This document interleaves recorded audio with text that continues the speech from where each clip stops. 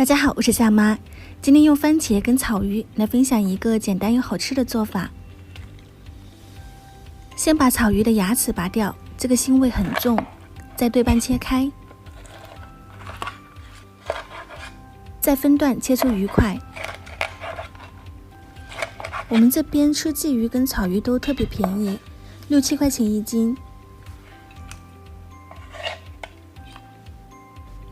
里面加入姜丝、料酒、葱段去腥，再加入食用盐、胡椒粉调味，用手抓拌均匀，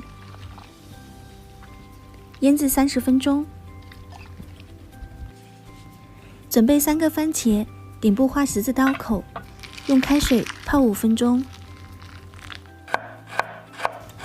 趁着这个时间，切一些姜末、蒜末。泡好的番茄撕去外皮，切成片。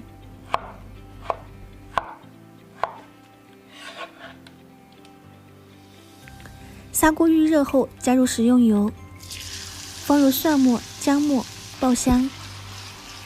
接着再加入番茄片。番茄熬出汁水后，里面加入食用盐、生抽、蚝油调味。接着再把腌好的鱼块码在上面，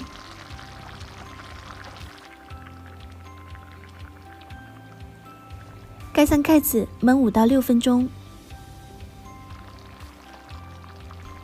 焖好后，在顶部加一些青红椒、葱段，盖上盖子再焖2分钟。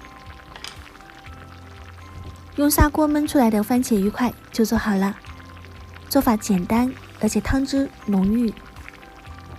鱼块呢也非常鲜嫩，这样做比水煮的要快速美味，也没有红烧那么麻烦，赶紧收藏起来试一下吧。喜欢我记得关注我，我是夏妈，我们下期再见。